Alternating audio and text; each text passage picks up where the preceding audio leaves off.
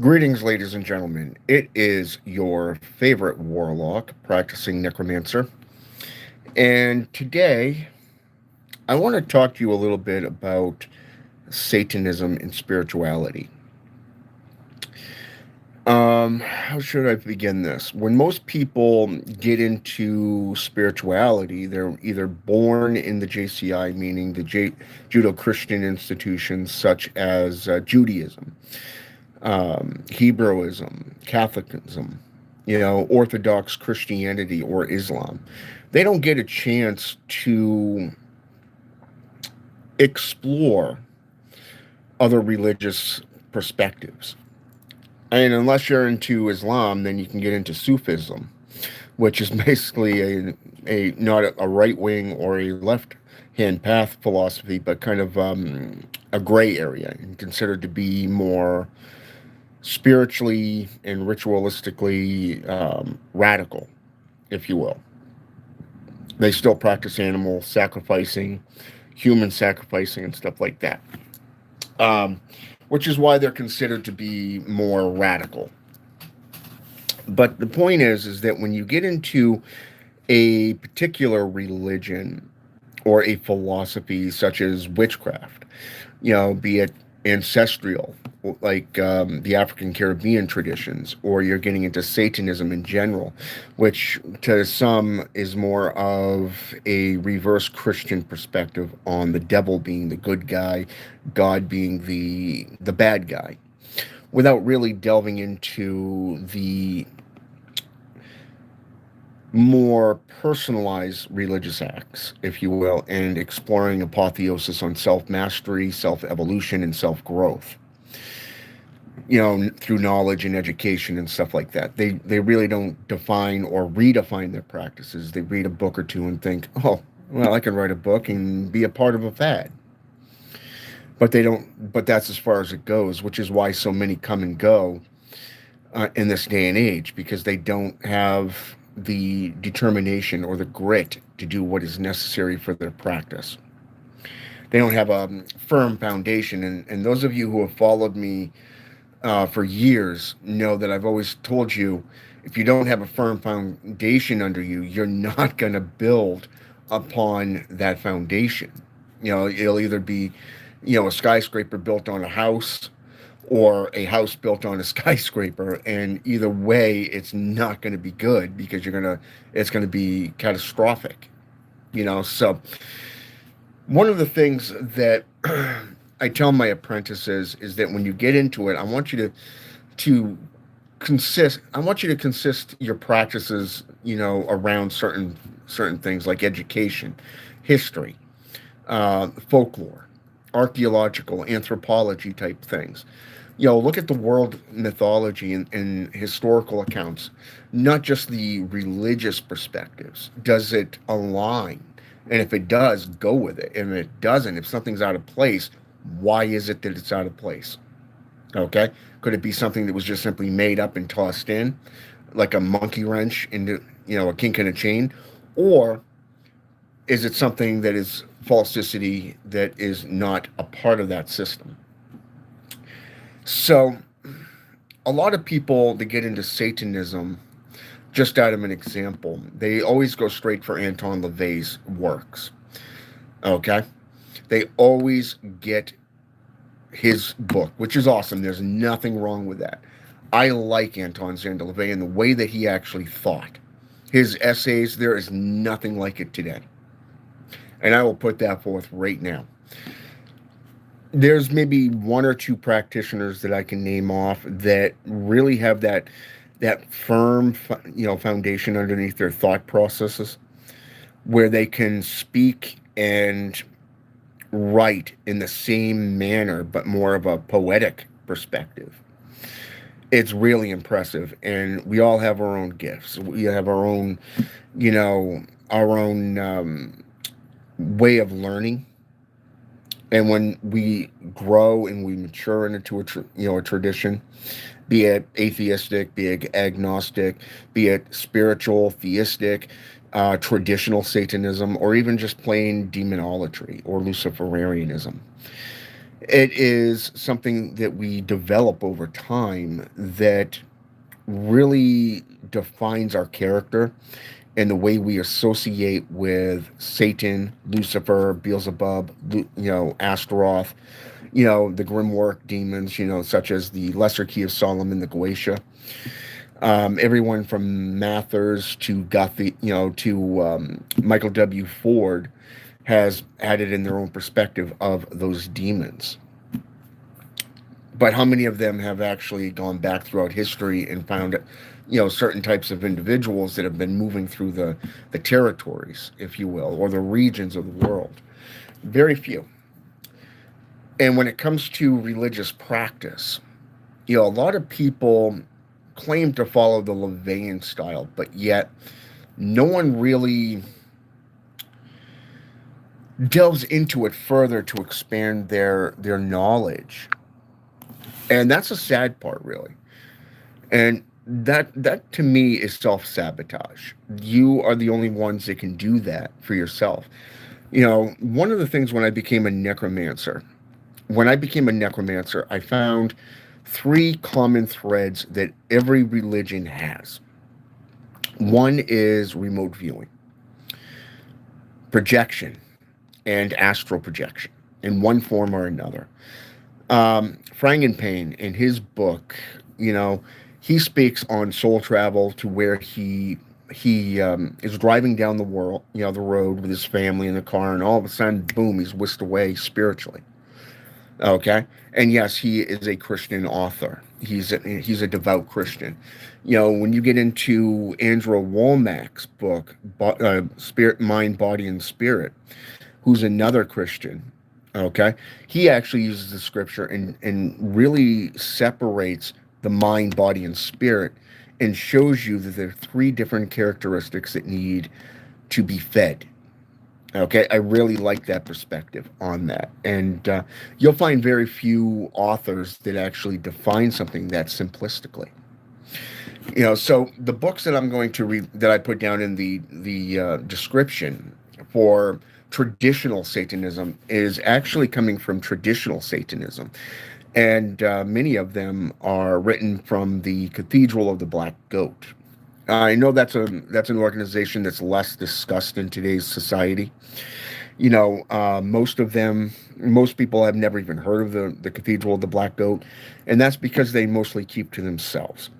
I happen to be friends with somebody that was a part of that organization, which is why I'm aware of it. And to be fair, I used to be friends with with a couple of the authors, before they kind of went silent on me. I don't know what happened there. One day they were there, and the next it was like their profiles just vanished.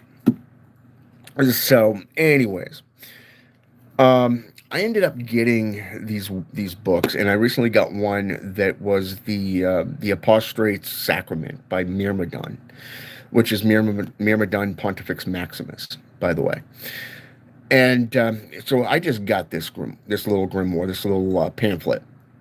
So I'm looking forward to delving into that. But one of the things I recommend to people is, if you're going to get into a religion, I would recommend looking at things like intuition, protection, symbolic intuition, and altered perceptions. These are things that most people don't get into. And I was just watching a couple of my cats over here just looking at each other. Funny cats. So I actually wrote down several books in grimoires about, what is it? About 1.25 pages, about 29 tomes that I'm going to be delving into over the next 3 to 4 months, and really studying on the ritualistic aspects from ritual and ceremonial aspects. And the reason I wanted to do that was because of my own career as a necromancer. I've come to an impasse. There's been a lot of things occurring over this year alone that has been great loss. Things that have angered me, things that have sickened me deeply. Namely the greed machine of the world, which is very, very sickening. When you choose money over saving a life, or you choose money than doing your job and nothing gets done, that's just plain sickening to me and wrong, and I separate from that. I want nothing to do with those types. Um, the BS in corporate situations, which is another reason why I separated from the world, and the nation in general. It's not just the legal laws and what's going on in the world today. It has nothing to do with spirituality. It has nothing to do with personalized growth. So it's nothing more than a distraction, which is why it's best to just get rid of it. So, anyways, like I said, I have 29 books, different tomes that I have right now in my personal library that I took off the shelf and I put into two bags, two of those, those duffel bags that you can get from Walmart. And I'm calling this the ONA study. Okay. Now, the reason I called it the ONA study is based off the Order of the Nine Angles. A lot of people find them to be neo-Nazis. Others believe that it is a group of criminals that are about child abductions, child molestations, or whatever. This is basically fabricated lies. A lot of people have never read when challenged. Have you ever read a book by the ONA? Have you ever read the Sinister, tradition? Have you ever read Hysteria? Have you ever read any of these other works like the Black Book of Satan? No, you haven't. Therefore, you are being a complete hypocrite and idiot, committing hypocrisy and not really defining yourself very well, because if you wanted to speak on something, then you need to have that knowledge and the references and sources to back up what you're preaching. Okay? These are idiots that are sadly in every religion. Okay? They're in every religion. I know this more than anybody because I spent 6 months with an apostolic minister having a Bible study from two perspectives with a Jehovah's Witness that could preach the Bible, but he had no idea where anything was in the book that he claimed to believe in. Hilarious. It just goes to stupidity of people. I call it the lack of motivation, self-discipline, commitment to your religion. So I'm going to read down real fast, the books that I've got written down, and then I'm going to talk about the books that I put in the description, because these are the books that I've chosen to be the first ones to delve into. I have already read the Book of the Divine Black Flame of Satan by Vrykolokas Oriax. Okay. And I really love his works. I love the way he delves into everything, separates myth from fiction, fact from fiction, and myth from reality, and so forth. And I will get into that in just a moment. So the Hysteron, Proteron, the inner teaching of the ONA, the complete guide to the sevenfold sinister way, Naos, a practical guide to modern magic, the sinister tradition of the ONA, the Codex Sirius, which is basically the three black books of Satan in one tome. It's actually a very small book, small print. So, the Book of the Divine Black Flame of Satan, like I said, Tentatio Diabolus by Myrmydon Pontifex Maximus, the Warlocks Grimoire by Myrmydon, Satanism, a beginner's guide to religious worship of Satan and demons. And that's by Brother Nero, by the way. A very, very good book. I highly recommend that book to you because of the fact that if you are a practicing Satanist, you are a family man or woman, and the things that you have to deal with as a practicing Satanism, Satanist in your community, you'll probably be attacked by, say, for example, Child Protective Services. You'll have to deal with the legal system, harassment, religious discrimination, and much, much more. And he really did an awesome job throughout the book, right up until the very end, where I think many people believe that he dropped the ball at the end, but still, it was a very impressive book, very well written, and I do recommend it.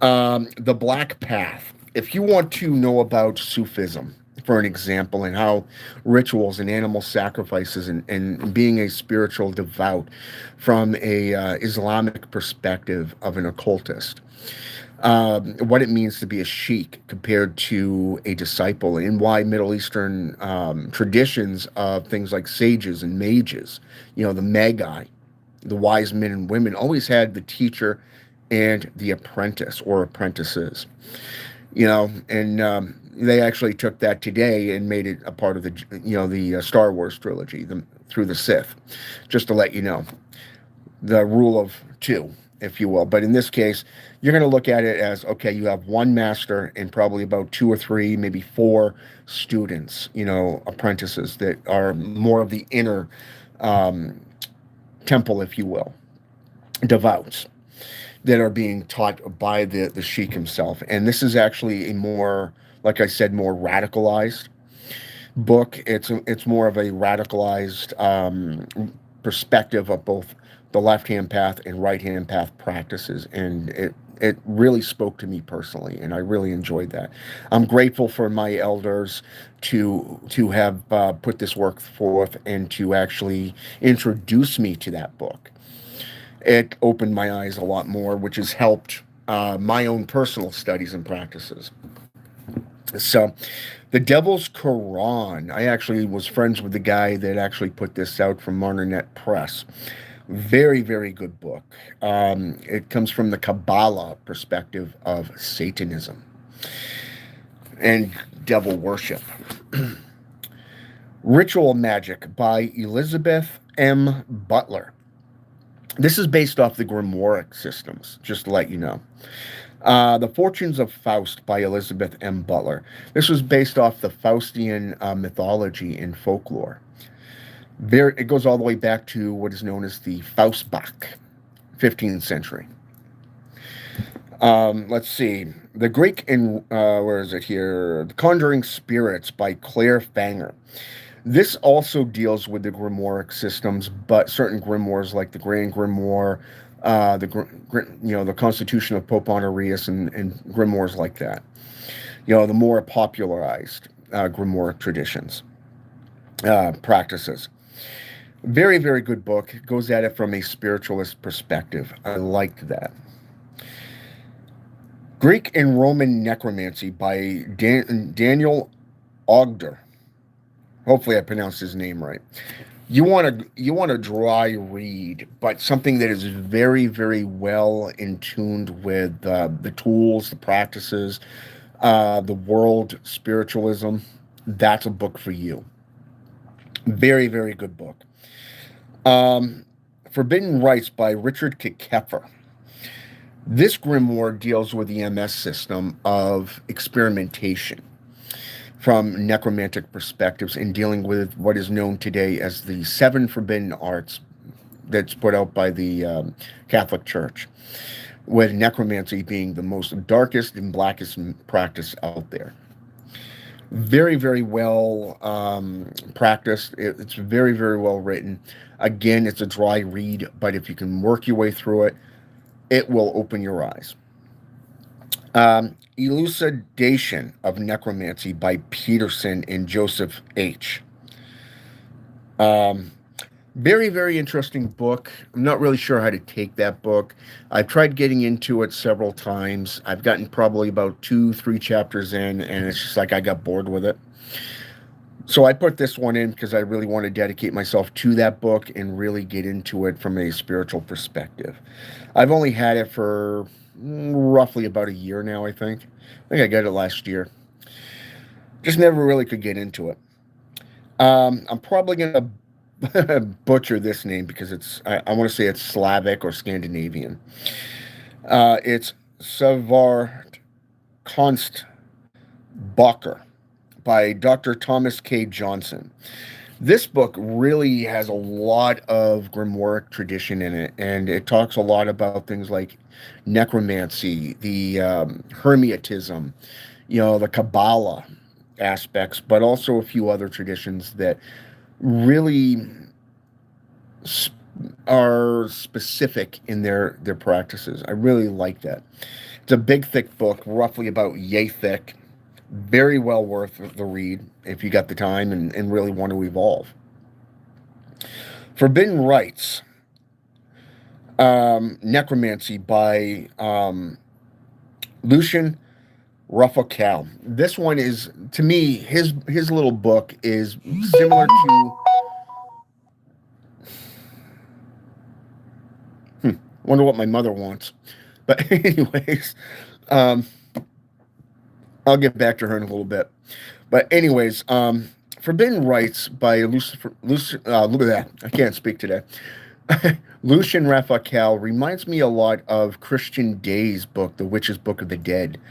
And it's really well written. It's got a lot of historical accounts, a lot of things surrounding necromancy, such as the Egyptian Book of the Dead or the Tibetan Book of the Dead, and goes back to the old name and practices and stuff like that. Very, very well written. Let's see, The 4 Books of Occult Philosophy by Peterson and Agrippa. You want alchemy, and you want really a more occult style practice from a ceremonial perspective. The 3 books of occult philosophy put forth by Agrippa is very, very good. The 4th one was actually put forth by Peterson. Also very good, but not really up to par when it comes to being a follow-up book from the 3 original books of occult philosophy, but still a good read. You can still learn a lot from it. And that is something that I think is very important. It deals with alchemy, it deals with powders, it deals with spiritualism, methods. You got to read between the lines on the methods and everything on how to invoke and conjure spirits through it, through the rites and rituals and stuff. But it's there. The Black Raven, also known as the Threefold Coercion of Hell. This grimoire is more of a pamphlet, if you will, but it's lesser known, and it deals solely with the angelic aspects. And it's by Johannes Faust. Very, very good book. Really goes out of the way, much like the true book of Appin, or the Red Book of Appin, by Taal Warwick. Very, very good books. Those 2 are very unique and outside the system of traditional or more popular grimoire traditions. It would be like, say for an example, reading, say for an example, the grimoire of, what's his name there? You watch, I'm going to remember this guy's name later on. The grimoire of, not Honorius, but, all right, that's it. Give me just a sec here.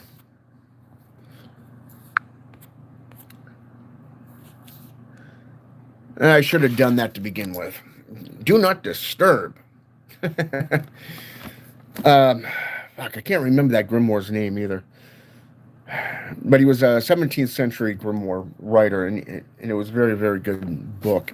Those 2 are right up there with that one. The Key of Solomon. Very, very good book. Goes a lot great with Peterson's work, such as the True Black Magic, the Secrets of Solomon, the Grimorium Vernum. Very, very, very good books. Well written. They deal with all the seals, symbols, planetary figures in the works. And I find it very interesting how all 4 of these books tend to go hand in hand with that. But the one thing that I need to point out to you is that between the True Black Magic and the Grimorium Vernum, which has Astaroth named as the 3rd prince of and ruler of the underworld, the Secrets of Solomon actually replaces him with Alistar, the Executioner.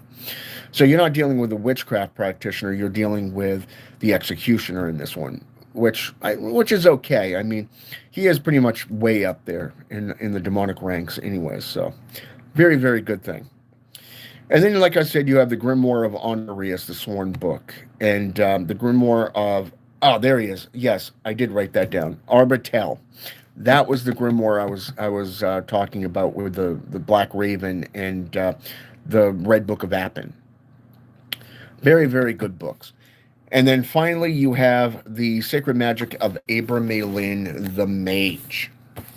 So all of these works bring something to the table that will help you delve further into spirituality. Not just that, but better yourself as a practitioner, either through ceremonial or personalized ritualistic aspects of spiritual evocation and invocation practices, dealing with powders and stuff. If you want to learn about powders and items found on witches, go with Nicholas Remy's book of Demonolatry. Very, very good book. It's very rich with historical accounts of names, dates, what they were charged with, what was found on them, and the likes. If you can get through that book, you can pretty much get through anything. Now, to get on to the books that I've mentioned in the description, this book here, very, very good book. This is actually a one, and I mean one, of a very few copies that was personally autographed by Myrmydon, by Vrykolokas.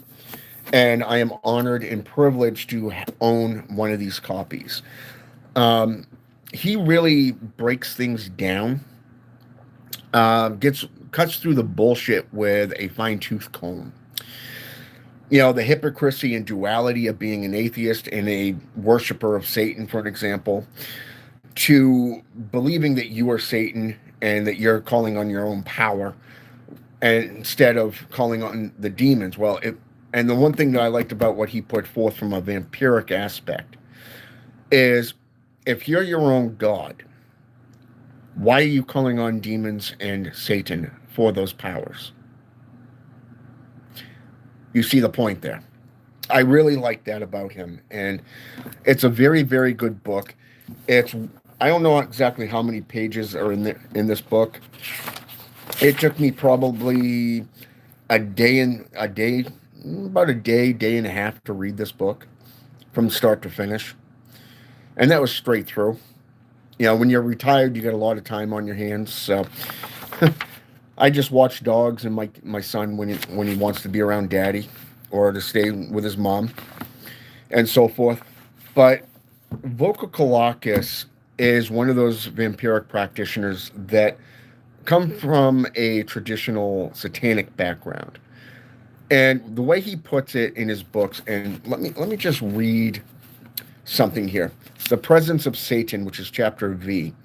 The devil can and will at times manifest himself while hiding in plain sight. The Prince of Darkness is an objective reality and does not require your belief in him in order to exist independently. He does, however, require your personal effort in black magic in order to experience and acknowledge him. He can often disguise himself as any god, person, or even object of his choosing. He exists beyond space-time, thus is not limited to such things as physical or material laws. Atheists and skeptics will argue this. Extraordinary claims require extraordinary evidence. Prove it. Where is your evidence? My answer is that the evidence is also hiding in plain sight. If you find yourself standing in the ritual chamber and do not feel or sense Satan's presence, the problem is an error in your perception, and you are having what is scientifically called a negative hallucination. This is not merely a statement of faith or belief, but a personal experience and knowledge. And there's one more paragraph in that chapter, but very easy to understand, very well written and defined. And he really clarifies how Satan is not you, but he's also his own independent consultant, his own personalized being, his own thoughts, his own belief structures, and how you as the practitioner go along with this. And the reason I connected with his works personally is because when I started getting into witchcraft, I got into the Grimoire of Armadale. And in the Grimoire of Armadale, there's a being known as Zaniel. Zaniel is the teacher of witchcraft. Okay? And the thing I liked about Zaniel is he's not one of those type of demons that is going to sit there and go, oh, you want my attention? Okay, I'll come over and give you whatever you want. No. He makes you work your ass off to get his attention. He makes you get off your ass, delve into the works, experiment, and do whatever you can to see how far you're going to take your practice just to get what he's got to offer. I like that about Zaniel.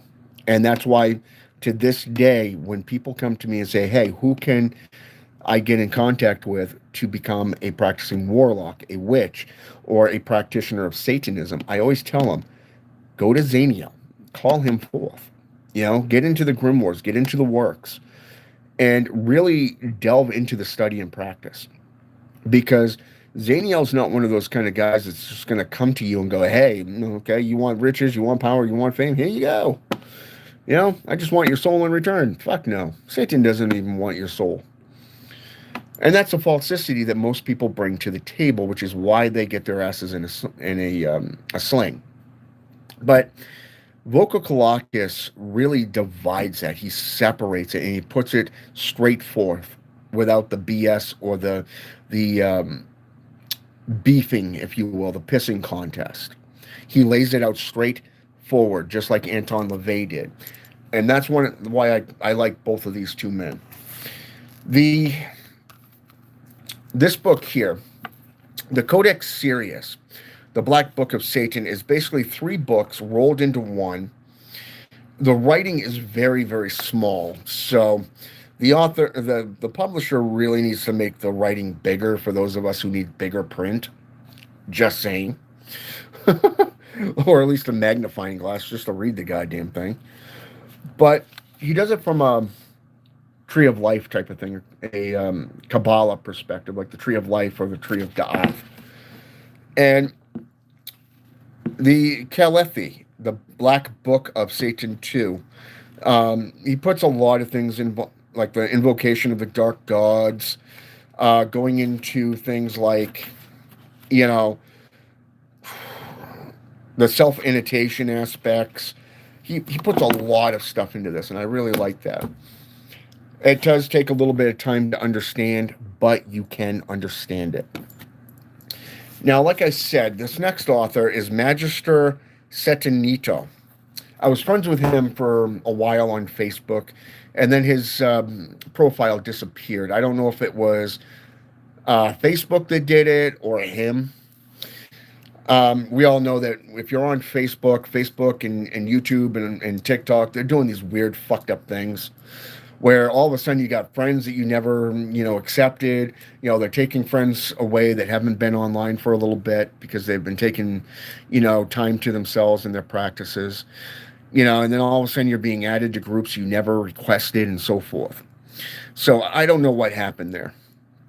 I do know Vrykolokas, Oriax, is dead. He died. I do know the specifics, but out of respect for him and his family, and those of the Cathedral of the Black Goat, I'm not going to say how. But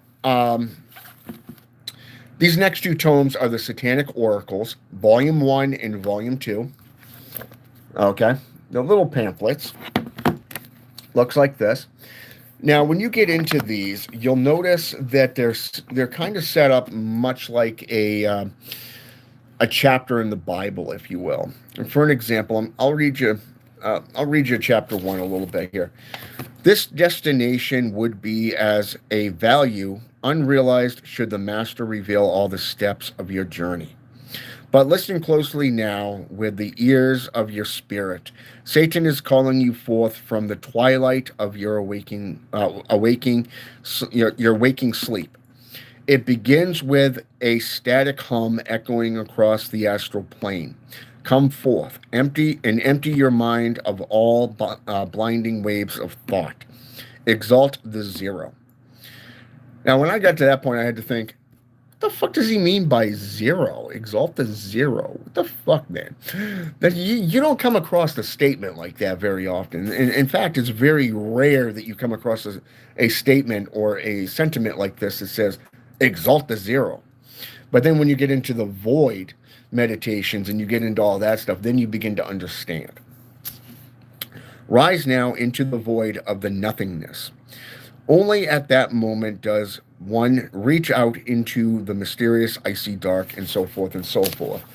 And it's got like 30 little sentences, if you will. But it's more of an essay meets biblical type writing. And by the time you get to the end of the second one, you actually have annotations. You've got rituals of calling forth Samael, Lilith, and different types of demons and stuff.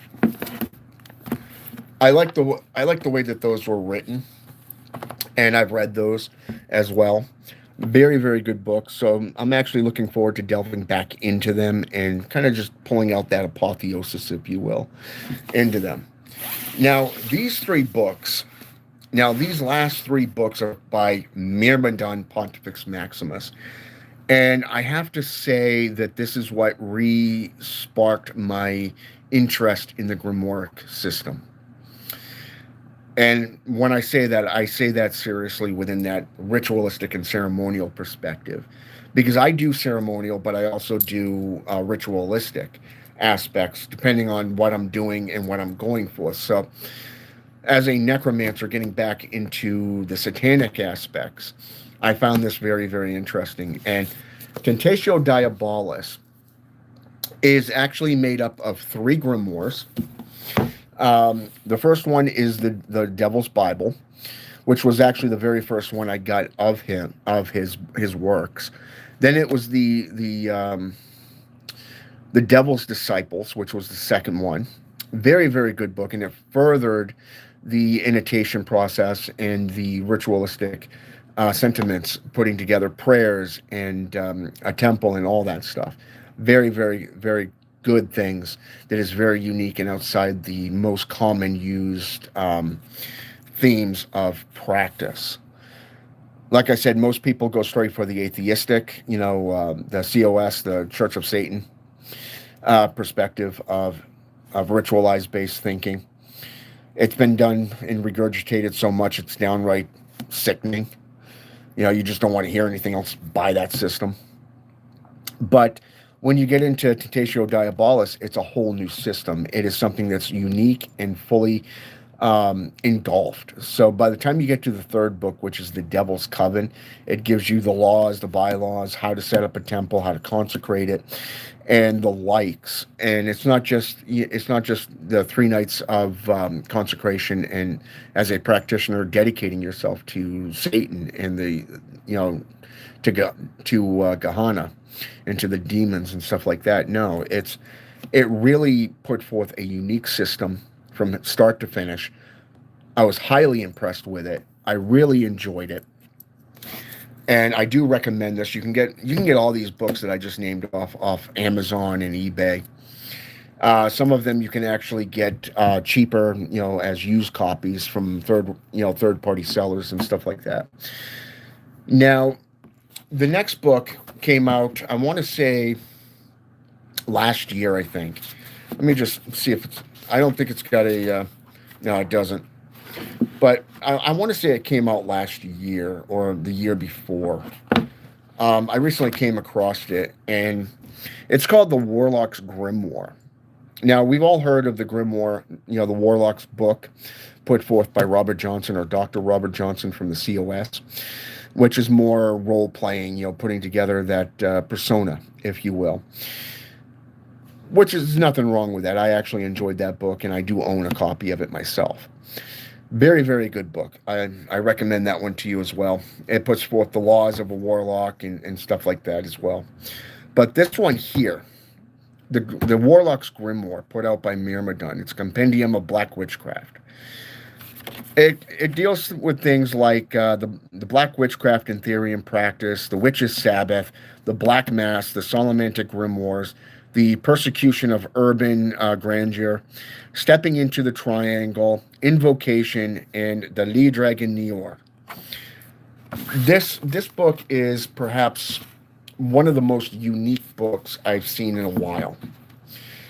He deals with demons such as Adromulus, Dandelion, Seer, various other ones as well that is seen in the original grimoires from like White and Levy and so forth.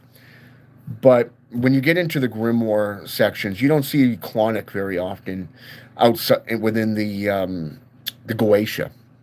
No, instead you see Clonic within the main grimoire traditions, such as the Grand Grimoire, Red Dragon, or even the Black Dragon Grimoire, which I am looking for the Black Dragon myself. So if anybody comes across it, please let me know where you saw it so I can actually look into getting it. I would love to have a copy of that. And I would appreciate it, by the way, just to see how it differs from the Red Dragon in the main Grimoire, the Grand Grimoire. But then you get into things like the Magus, the Constitution of Pope Honorius, the works by White, and some of these older grimoire traditions, and then you see where Clonic comes in and how he's associated with financial success. Because in this one here on page 42, he says Clonic has the power over riches and can cause treasures to be found. And he goes into various different demons. And one of the things that very few people actually discuss is Humot, who is basically the infernal librarian and can bring any book or grimoire to you through spiritual means. I love that.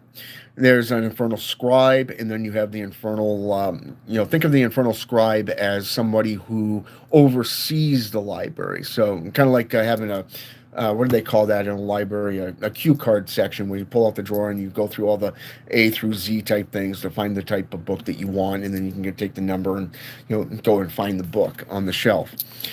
And then you have Humot, who's actually the librarian.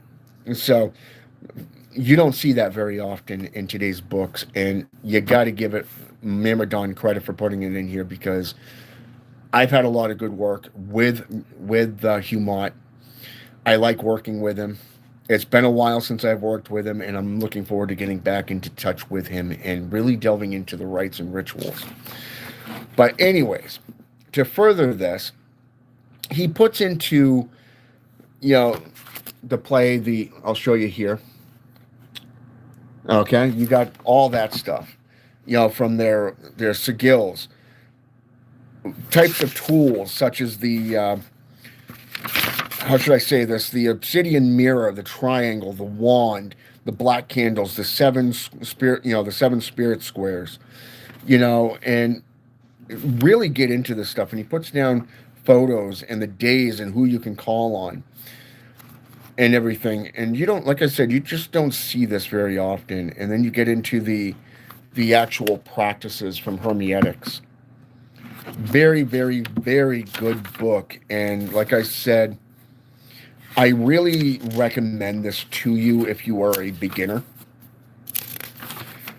I lost my place here, so I gotta find it again. There we go. There we go. So it's called the Warlocks Grimoire, and it looks like this. And again, that's by the Cathedral of the Black Goat, just like these others. And then you have the new book that I got. It came in the mail Saturday. I haven't had a chance to delve into it, but it furthers the Grimoire, the Warlocks Grimoire, and Tentatio Diabolus. And I'm looking forward to delving into this and seeing what it brings to the table. And it's called the Apostates Sacraments. And it looks like this. So from what I can tell, it deals with the black theory, black witchcraft in theory and practice part 2. Johann Greg Faust and Martin Luther. The 6 and 7 books of Moses, which I have read this all 8 books of Moses that were put out. Each one differs. The 6 and 7 books of Moses deal with necromantic rituals and black magic. So keep that in mind. Then you have Negia Naturalis et Innaturalis. Very, very interesting work. I've actually read the English variation of that.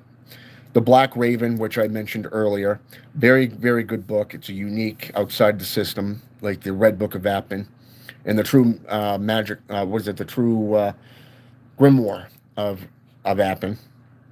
The seals, sigils, and portraits of the seven infernal spirits, which are basically the seven princes of hell, put forth by the church.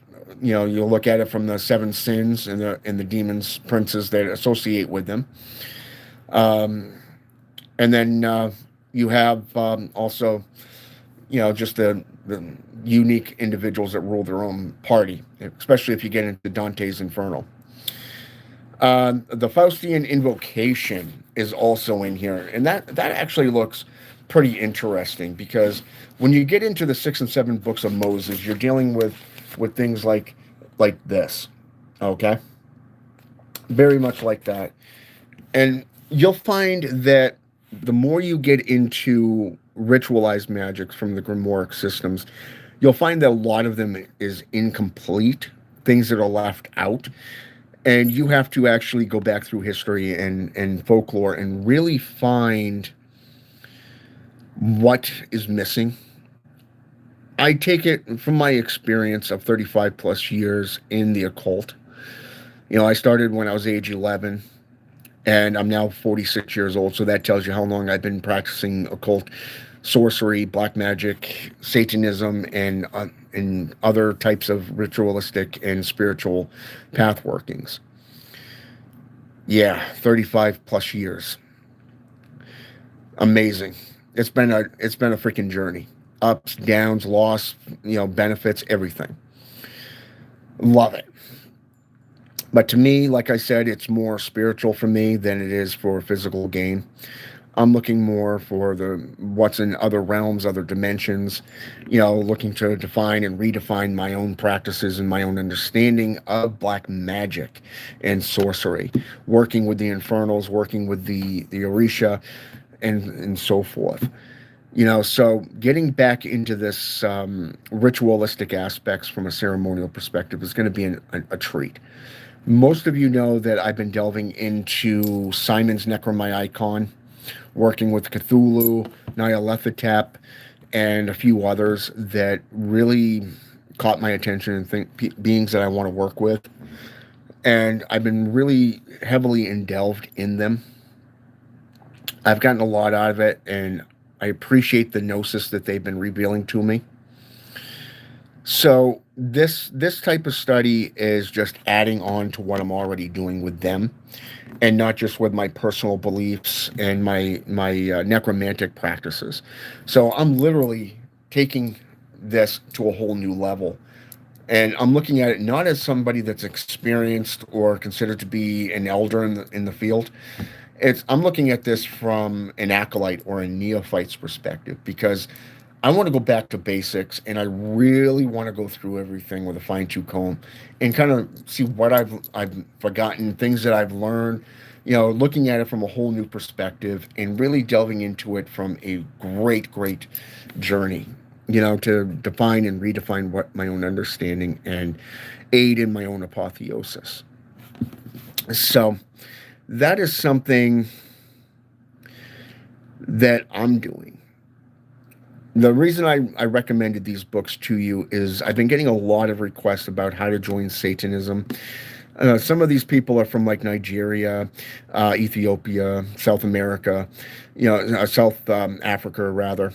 Um, and a lot of them, they don't have the perception because they come from a war-torn country, you know, number one. And number two, it's heavily dominated by religious and political warfare. So for them to come and go, hey, you know, I want to join you. How do I join you? Well, first of all, you don't join me. You join you know, the path working that you want to get into. That means you have to get the works. You have to go out and purchase the material. You got to set up and erect your own altar, you know, based off the belief that you're going with, you know, the structure that you're going with, be it voodooism, which is heavily in Ethiopia, Congo, not the Congo, but Nigeria, Benin, um, and that surrounding area there. It's heavily there.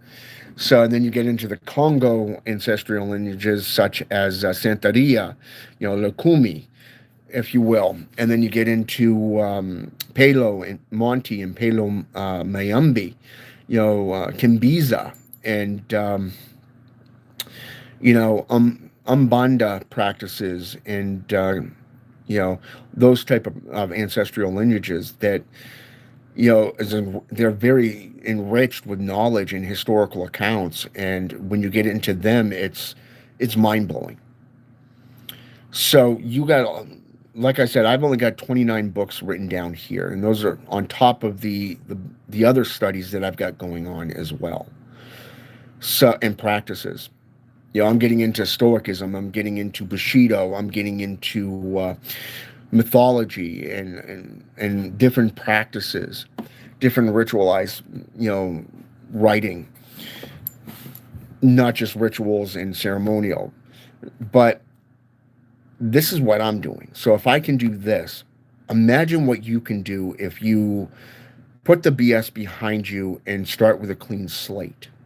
How do you get into your practice? What is it about that practice that interests you? Why do you want to get into it?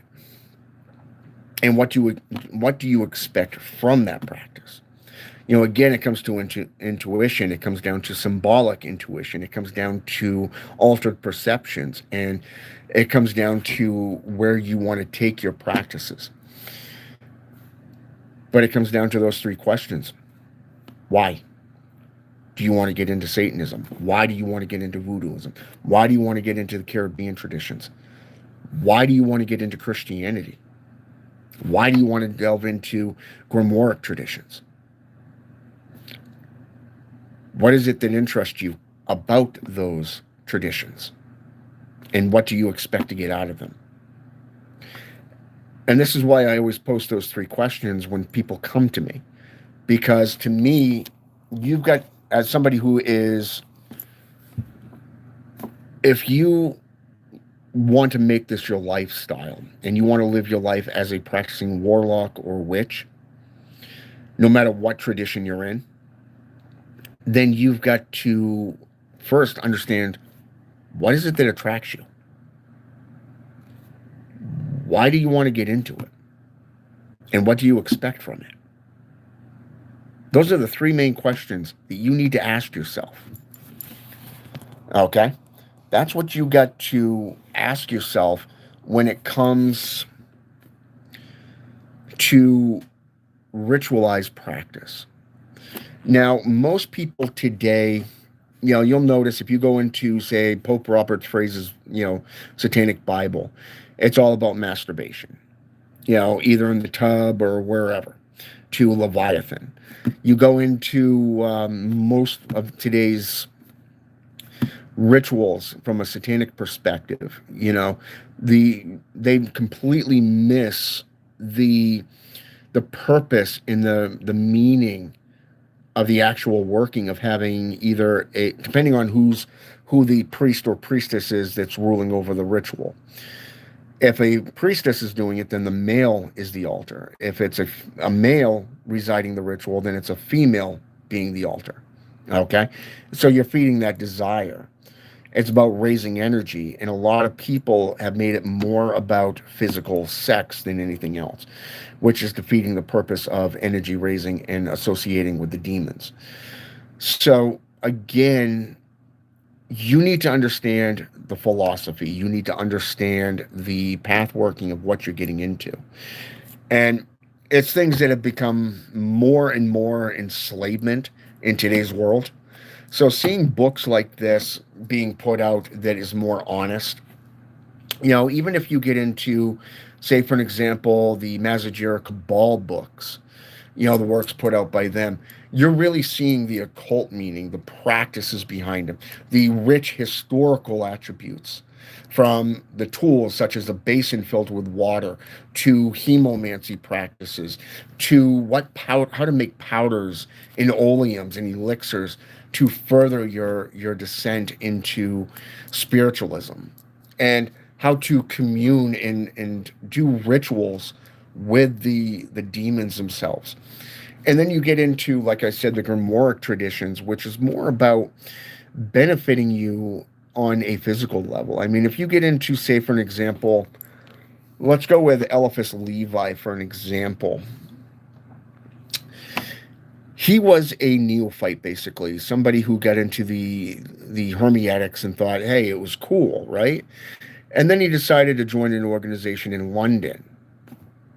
Well, he had one scary encounter with a spirit, scared him so fucking badly that he went back to Hermetics and said, nope, never again shall I delve into necromancy. Well, first of all, necromancy is not for everybody. It's right up there with Satanism. It's not for the faint of heart. It's not for everybody. Now, are you born a Satanist? Yeah, you can be born a Satanist. Can you become a Satanist when you're fed up with the fucking world and the BS? Hell yeah. But it comes down to you and the beings that you work with. What is your goal? What do you expect to get out of it? So when you get into things like the Grand Grimoire or the Constitution of Pope Honorius, this brings forth demons that can bring you books on knowledge. You go into the black pullet. You get into the Sacred Magic of Abraham the Mage, which both took place in North Africa. Okay, deals with money, jewels, spiritualism, brings in aids and helpers and lovers and all this stuff. But then, how many people actually know what demon to call on for that particular item that you're going for?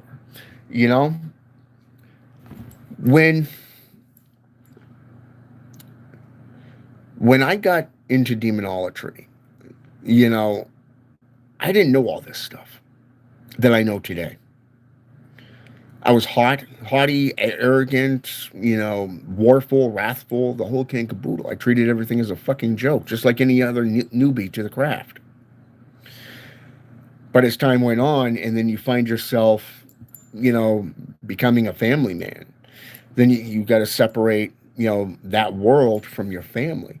But let's say, for an example, you want a love of a good woman, who would you call on? Go with Asmodeus. The demon of desire, the demon of lust. But then again, if you want vengeance, then you'd also want to call upon him, because he's also known as the demon of wrath. Now, how do you know this? Go to the book of Tobit, and then you will see where he was so infatuated with this one woman, that he murdered 7 of the 8 husbands. The last husband, the brother of these fallen men, looked to the angels and said, hey, I don't want to die, but I want to marry this woman. How the fuck can this happen? And who was it? It was Raphael that went to him and said, hey, put a gallbladder of this particular fish on your door. It'll keep Asmodeus away. Okay?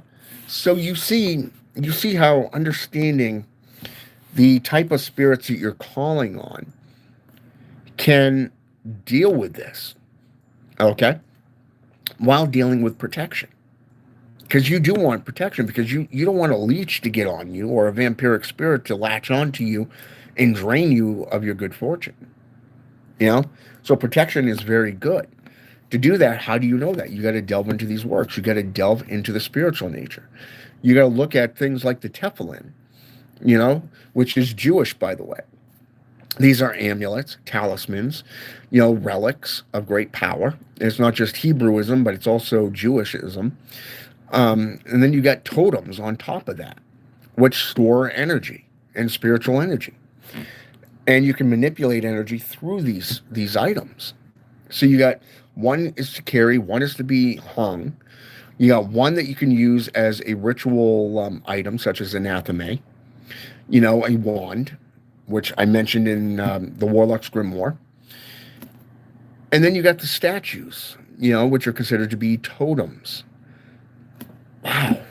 Amazing, right? So then let's say, for an example, you just want somebody out of the way. Use Mammon for an example. The demon of sloth. The demon of greed. Get them so focused. Your enemies so focused on what they desire that they're blinded by anything that's going on around them. So while they're chasing all that, you're doing the works over here and getting what you want. And if you want to learn more about spiritualism, go with Seer, Bifram, and Murmur, because when it comes to necromantic practices, they teach different levels of it. And if you want to work with financial, go with Viney, King Viney, but utilize King Boone, you utilize Boone for protection. So again, knowing the demons and the spirits that you work with are going to benefit you more than just sitting there doing ritual after ritual and not letting things manifest. For example, opening up the doors. You can try to force those doors open, but you're going to land on your ass every time. But if you let the spirits work behind the scene, and you put your name on, say, hey, I want to be a shift leader. Okay, I want to be a shift leader. So you'd go to, one of these spirits and say, I want to move up in my company, the company that I work for. They're overlooking me, but I want to be this. Can you open those doors? And you do that respectfully. You show humbleism. You got the candles already lit. You got the incense going. You've got your offering on the plate, in the offering bowl. You got your petition ready. You have all this stuff ready, and you're doing the ceremony. You're doing the ritual. And all of a sudden, you feel that shift in energy. That's how you know, wow, they're here. They're actually listening. 3-4 months down the road, all of a sudden, you look back, and it's like the 5 people or the 6 people that were before you that have more experience, that have been here longer than you, are suddenly gone to new jobs. The shift leaders that keep getting promoted suddenly just turn in their resignation and leave. What's going on here? And then you realize, wait, 3-4 months back, I did that ritual. I asked for those doors to be open. So you sneak into the manager's office and you say, hey, I'm a little birdie. I put my name in. I petitioned to become a shift lead. You see how that works? That's a successful ritual right there. Now, it could be that they will set you up as a closer, for an example, or an opener, so you get to experience what it's like to have to open or to close a store. But then all of a sudden you take off and you join another job for a year. You learn, let's say, becoming a DA, a dietary aid. And then all of a sudden you go back to that former company and you are working for a different owner. Okay? And all of a sudden they see you as an elder of the, a teacher. They see you as somebody who's up there in rank, right? So you know your practice. You know what needs to be done. You're a great baker. You're a great opener. You can have the store up and running by yourself in an hour and 25 minutes, and that's with helping customers for the first 30 minutes. And then you bring some other people into play, and all of a sudden you're acting shift lead in the morning, overseeing these other employees. You're setting them in the places that they need to be in. And then when the manager comes in, he can move them where he wants them, or she wants them, So you're showing your worth through your work. But here we are, 2 jobs down the road. And what happened? You got exactly what you petitioned for. It may be something up front, or it could be down the road. A total of 2 years later, you become a shift lead. Then they take away your title, your numbers, but you're still expected to be the shift leader. That's more political BS. Oh, it may hurt the company. Really? How does giving somebody titles and a number hurting a company? You know, that's the type of BS that I look at and go, you're just fluffing. You're making excuses because you don't want to do it. That's complete laziness. So guess what? I'm going to turn to the demons. I'm going to turn to rituals. And guess what? Here we are down the road. I'm running my own company. You know, I'm working with dogs. You know, I'm working, I'm spending more time with my son, my family. I'm happy. I'm doing awesome. You know? And then on top of that, like I said, I get so much time to do what I love to do, which is doing rituals, reading everything that I can and doing everything I can to move further and further away from the world, to go into that apotheosis in the truest sense, not this my perspective of it, but more of the truth. And all it is a matter of connect, as the dark path put it, the black path put it, it's one of many sources off the original source. And you know what? That couldn't be further from the truth. That could not be closer to the truth. And the best way I can tell you.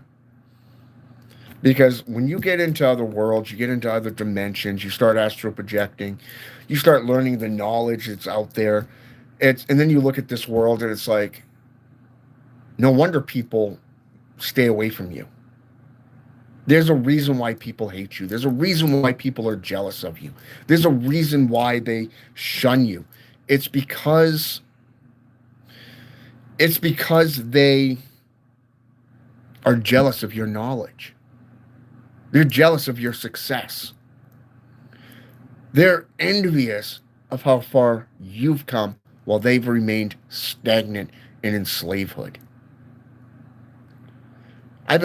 Over the last couple of days, I've been talking to a woman and just, talking with her. And she actually keeps telling me that I'm a very intelligent man. And because I put things in her path that she now has to think about. And it's things that she's interested in and things that will further her career and her life, especially in the path that she's traversing now. Now that she's changed careers, if you will. It's very fascinating to see how you can inspire somebody just with a few references and a few sources, But it is what it is, People are going to either hate you or they're going to love you. And it's the one I would rather have my enemies near my side because they've already learned their lesson. Don't fuck with me, But those who claim to be your friend or your family, they're going to hurt you more than anybody else. They're going to betray you. So working with demons will bring wisdom and knowledge that you won't get it in the world. A world that claims that they like education, but yet how are you putting that education to application in the real world? Most of it, about 95 to say 98% of it, is fluff. Things you don't even use. It's a waste of fucking time. You want to pay somebody to go to college, but yet you're not going to hire them for their degrees or their expertise. That would be like somebody fresh out of high school going to a career and going, hey, I filled out this application. Why didn't you hire me? You have this position open. Well, we want people with 2-3 years experience. Here's a little thought. How do you get that experience if you don't give them that experience? If you don't hire them and let them work, how do they gain that experience? In fact, when you look at the educational system here in America, it's declined tremendously in the last 30 years. I look at my mother's generation compared to my big brother's, generation. And then I look at my generation. I look at my nephew's generation. And now I'm looking at the the educational process of what's being taught to my son. I am sickened and I am horrified because the education has gone down so freaking much, downhill so much, that I wouldn't even call that education. You know, I wouldn't even call it education. I would call it a surnum, if you will, a surnum. Oh my God, I can't speak. What do they call that? It's a sermon. There we go. In a church. That's all it is. It's a sermon in a fucking church. That's how watered down it is. You know, when you teach a second grader algebra, and they haven't even gone through division, fractions, or long division, or even, say, for an example, multiplication, you know, why the fuck would you go from adding and subtracting straight into algebra? And when the teachers, the principal, and the superintendent of schools doesn't even know how to do the fucking work, how the fuck do you expect a child who's 6, 7, 8 years old to do this fucking work? You know what I'm saying? There is a foundation of building blocks that you have to put into play for the child to succeed. And then you wonder why the child, like say my son, will come to me and go, hey, Dad, can you teach me how to do calisthenics? Can you teach me how to work out? Can you teach me, alchemy? Can you teach me chemistry? Wow. Okay. Now, where do you get that knowledge from? Grimoires, the old school way of doing things. You get onto Facebook today. Okay. You go into one of these apostasy type groups. Okay. It's based off herbalism. All you got is people sitting there whining. Oh, I got a sore throat. I got a swollen, toe joint. Oh, how do I used to be a smoker for like 30 years. How do I clean out my lungs? People are just throwing shit into the fucking comments, and it's like, oh my fucking God. Does anybody even study herbalism? Is anybody? I mean, they got courses out there in colleges now for herbalism. Herbtologist is what they refer to them as. You can get a degree in this field. Not joking. It's like 6 months to 2 years, depending on the type of course that you want. Do you want the certificate or do you want the degree? And you claim to be a practitioner of herbalism, but yet you don't know that certain things, like, say, for an example, apples, would have what is called a acidic attribute that will tear down the plaque that builds up on your joints. Getting rid of gout. Okay, how about mint? That is an immune booster. How about lemon juice? Lemons or lemon juice that not only is it a blood purifier, but it prevents kidney and gallstones. How about mullein, which cleans out your lungs? It's not just a purifier. Wow. Okay, you want to stop smoking? How about licorice? Suck on licorice when you get those hankerings. Black licorice is perhaps one of the more disgusting flavors, but it works. Wow, these are old pagan practices, and you claim to be pagan. What the fuck? And then you get into the medical alternative medicines, and you're blacklisted for putting this stuff in there. Why? Because number one, you're not treating the symptoms, you're curing the disease. And they can't have that. That's why anyone that doesn't have a degree in the medical field is considered false. You're an outlaw. You're a criminal.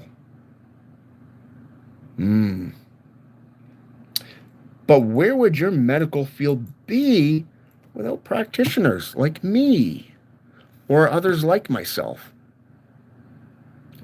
I want you to think about that.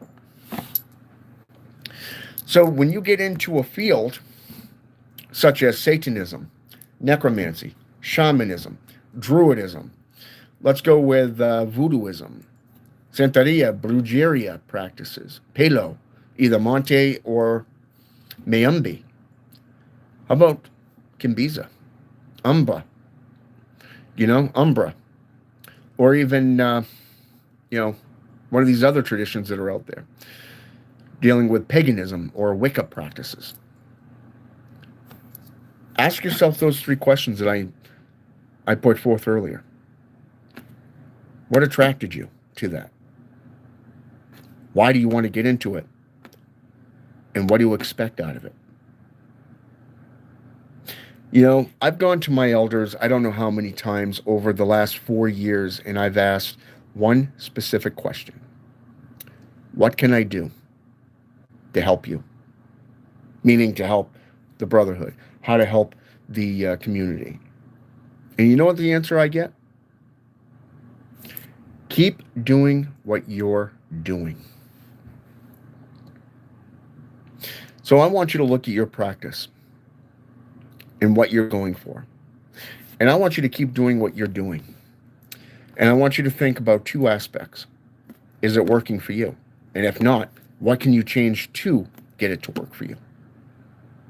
And if you're getting into the Grimoire series, the books, ask yourself, what can I get out of this, and how can I apply it to my life? And then we'll see. Then we'll see just how far you advance within your knowledge, within your craft. Keep journals, keep grimoires, keep books on hand so that you can constantly be learning. I keep a dream journal. I keep a ritual journal. And I just keep a journal just to write in. Why? Because when I look at all three, I get to reminisce about, okay, this is where I was 9 months ago. This is where I'm at today. I had 3 good years of back-to-back clientele, and then suddenly that dried up. Okay, why did that dry up? Is it a time for me to go back into solitary, to refine and redefine my practices? Perhaps I've strayed a little too far from the current and need to rebalance myself within it. Think about that. But it always starts and ends with you and what you need to be doing. So, as I said, I'm already studying the My Icon series by Tyson, by Simon, by Lovecraft. I'm getting into the Eldritch Terrors, what they can offer. I'm getting into the African Caribbean traditions again, really loving that from a ritualistic perspective of a solitary practitioner. I'm getting into the Grimoire systems. I'm getting into philosophies, like Stoicism. I'm getting into the martial sciences such as Bushido, Shintoism, and getting into the combination of them. Getting into shinobi practices. I'm really loving this stuff. And I get to share this every so often within tidbits with all of you. Like putting forth books that I recommend for you to get started in. That's something I get to do. And to me, it brings joy, pleasure. Because I get to watch you either rise like a phoenix or fall on your face, wondering how. In the past, I've watched pagans become, Wiccans become Baptists. I've watched Catholics become Wiccans, or in this case, paganism, for an example. So, I've seen the ups, the downs, the bad, the rotten. I've had people come and go out of my life. And the one thing that is constant is my connection to Deitas and to the spiritual planes as a practicing warlock and necromancer. I've gotten a lot out of it. So the question is for you to do what you do. All right? And I've noticed that a lot of people have posted here. So let's go back up and see. Again, what is it with people putting numbers on here? What the fuck is 67 supposed to mean? The pentagram. What's up with the pentagram? And Brian says, okay, well, first of all, the pentagram is a geometric shape. It is a ritualistic tool. It is also considered to be a gateway and a vortex to other planes of existence. It represents the 5 elements of mind, body, spirit, soul, and so forth. So you're dealing with air, water, earth, and guess what? Even spirit. Okay? And fire. Now think of your nature. Okay? If you're a zodiac, then you're a fire sign. If you're Aquarius, then you're a water sign. Okay? Think about that for just a minute. How do you grow and how do you master each pillar? Every religion has a pillar, such as Islam, for an example, that has 5 pillars of growth, of spiritual and physical growth. It's not just mental, emotional, spiritual and type growth. It deals with different attributes of yourself. Same thing with Orthodox Christianity. You get into Wiccan and pagan practices. You got the pentagram or inverted pentagram if you're into Satanism. Okay? Demonolatry even. These are ritualized pillars that allow you to master yourself. That's what's up with the pentagram, and they represent your tradition as well.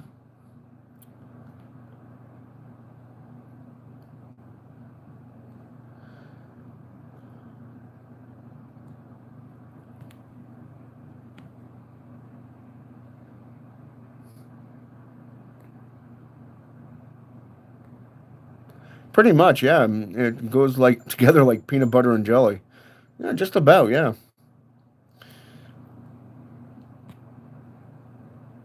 Look at it like this.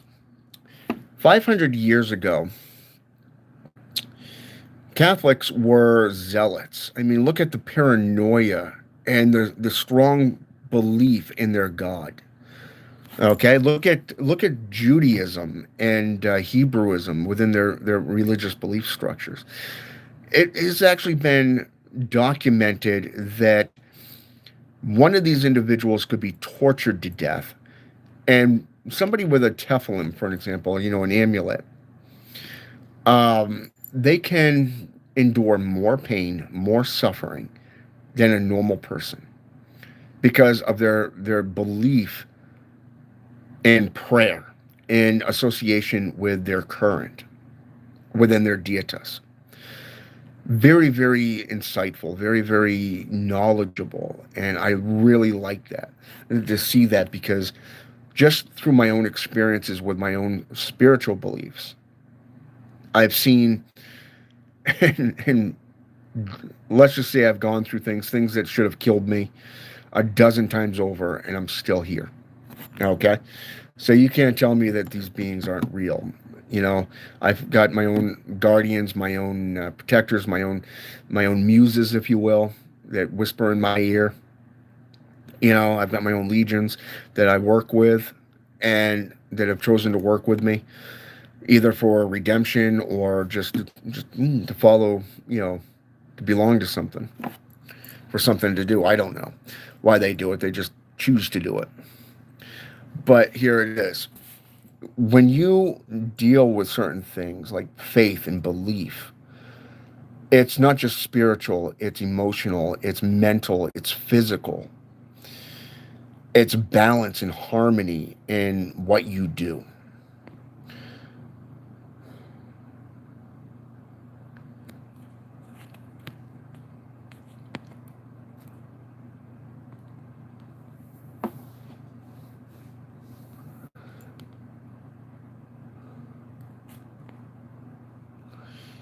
Well, it depends on the bird, really. I mean, you consider you got animal familiars. You got dogs, cats, birds, even, that are considered to be spiritual guides. I mean, Odin had his ravens, for an example.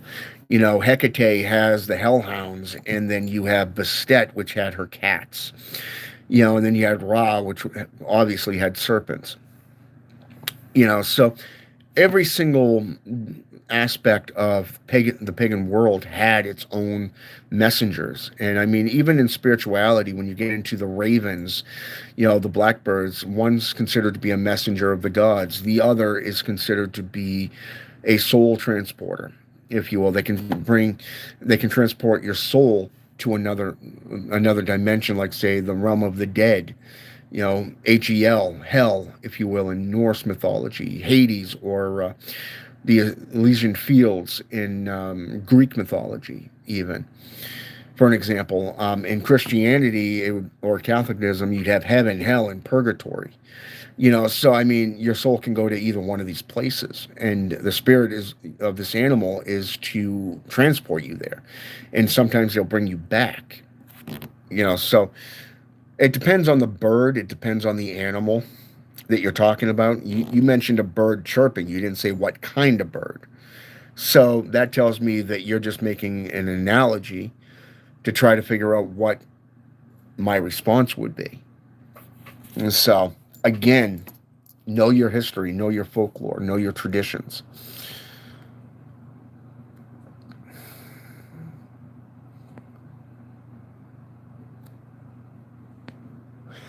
Actually, if you look at the journey from, let's say, for an example, we look at the book of Matthew, Mark, Luke, and John.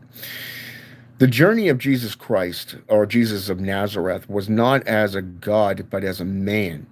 He was a magi, a practicing warlock. He was a seeker of truth. He was a seeker of enlightenment. And that's basically the way he lived his life. He wasn't just a teacher. He wasn't just considered to be a priest or within his field. He became a true magi. And in my humble perspective, he was one of those kind of teachers that you'd love to learn from. He practiced necromancy, he practiced witchcraft, elemental witchcraft, he practiced alchemy, and then on top of that, spiritualism. So there was a lot that he did during his 33 years in this world before he was crucified.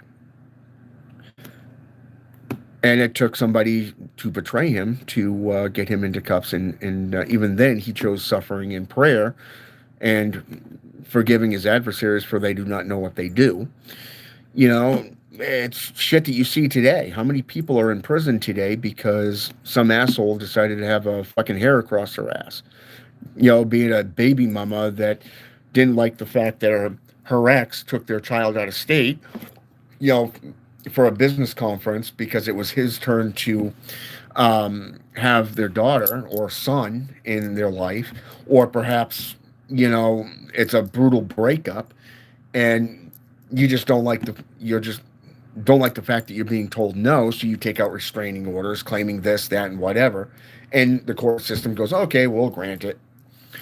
And that's basically the story of Jesus right there in a nutshell. He was born. 3 magi, 3 wise men came to him underneath the North Star, gave gifts, welcomed him into the world. He grew up, went off into his own little party. They kept finding him in a monastery, a mosque, a temple, learning from the elders, reading the old texts, the old laws. And then he ended up going out into the world, developing his own church, his own following, creating a coven of his own, a temple of his own. Doesn't matter if it's a church, temple, coven, whatever. He had it. He taught it the way he saw it. That's something that you can respect. It didn't matter how many people came up to him. He used fucking wisdom and knowledge to defeat his enemies. He brought 2 people back from the dead. He helped a blind guy see. He calmed the weather, where his disciples were panicking like little bitches. Okay. And then on top of that, he was betrayed and knew he was going to be betrayed, which tells me he was a medium. He had the foresight, which was awesome to see. So he was just another practitioner of witchcraft. He was a spiritualist. It was viewed as an elder. People mocked him for that. You know, the fact that today's Christianity views him as God, without even knowing the difference between anything to deal with the stories or the terminologies, the linguistics behind it, says a lot. They're believing what they're fucking told. So let me put it to you this way.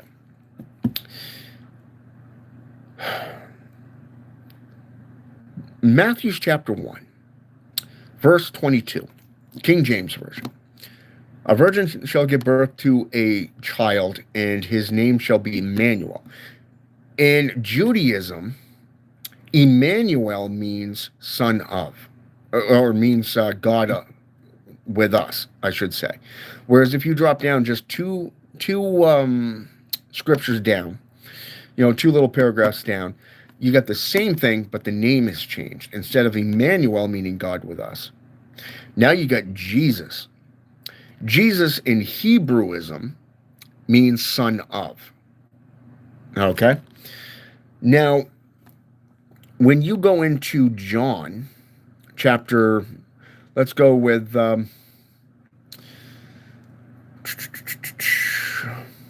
3:16. Okay? Verses 3:1.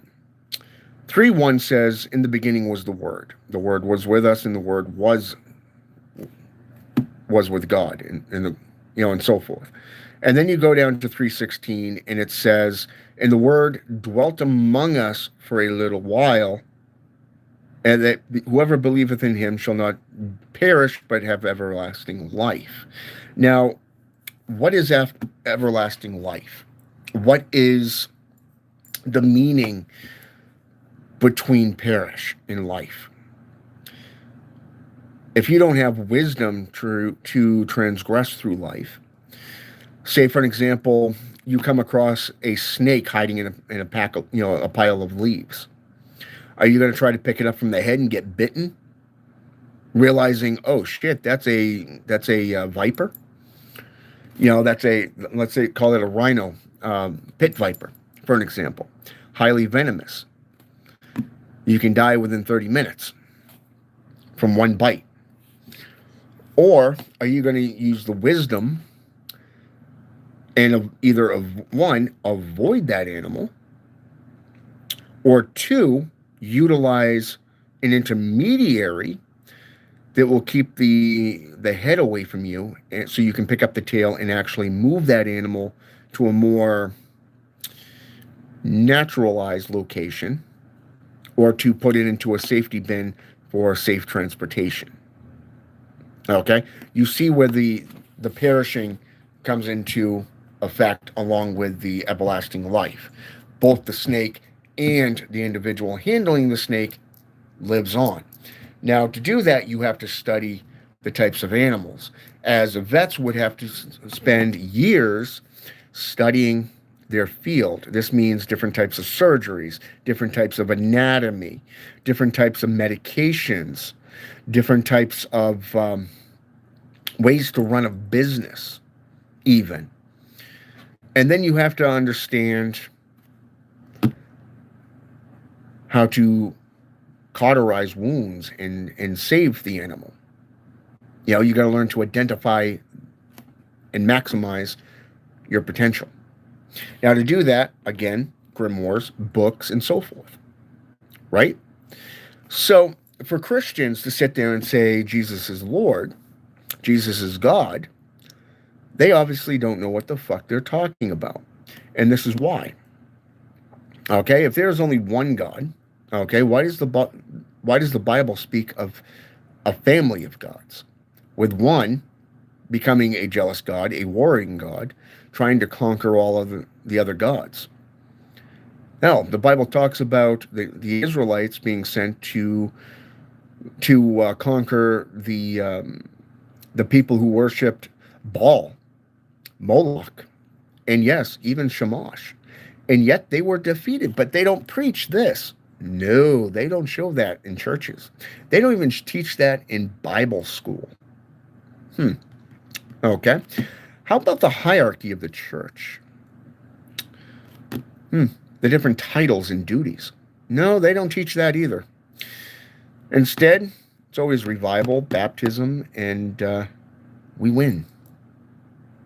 Wage war. I am the gatekeeper. Woo! Nope. So, Genesis 1:1 says that in the beginning, God created the heavens and the earth, right? Okay, Revelations 1:7 says that I am the Alpha, the Omega, the beginning and the end, the first and the last. Okay. Well, let's see. 1 John chapter 5, verses 7 and 8 says that there are three that beareth witness in heaven. That would be the Father, God the Son, and God the Spirit, right? This is the Trinitarian perspective. Then you go to the next verse, which says there are three that beareth witness on earth: the Son, the blood, and the ghost. Okay? Again, Trinitarian perspective. So then by the time you get to go into Colossians, was it 1:9 or 2:9, I think it is. It's one of those two. It says that all the power was bestowed upon the Son because all faith was put into him. The Son. Okay? Not God, not the Father, not Jehovah, not Jehovah Jireh, not I am. Nope. Didn't even mention Jesus by name. Wow. Interesting how that works, right? So then you go into, like I said, 3:16. Again, you're seeing the Son through the Word being made manifest in the world, right? Dwelling among you. So basically, going from Matthew's chapter 1, verse 22 and 24, you're seeing how the two different dialects of meaning changes. But because they don't teach theology, they don't teach their congregation, and while most ministers come from other ministers, which most do because it's cheaper than going to Bible college, wow, okay, they're not getting the education they need to properly serve their God or their faith, their religion. So when I tell you I don't have a problem with the faith, I have the problem with the people. That's what I mean. People are ignorant. They're arrogant. They're stupid. They don't do their own homework. They don't read the materials. They just regurgitate spoken dialects. Regurgitated things. That's all they do. And they expect wonders. Oh, God's word. Really? Where is that in the Bible? Can't tell me, can you? Wow. You know, that's like atheistic Satanists saying that we have all these rules, like the 9 satanic statements, the 9 satanic sins, you know, the 11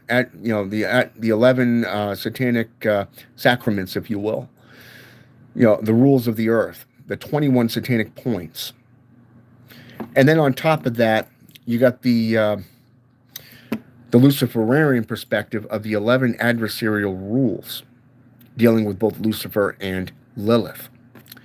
Okay? Well, how many of them actually apply these to their life? Again, not many. You're seeing the same stupidity.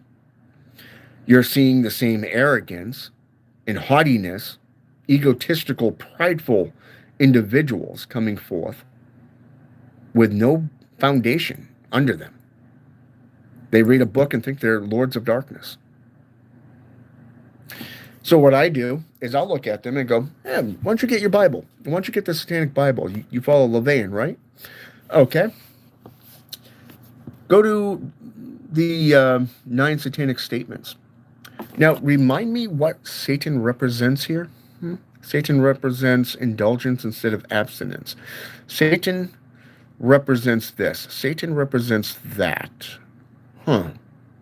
Okay.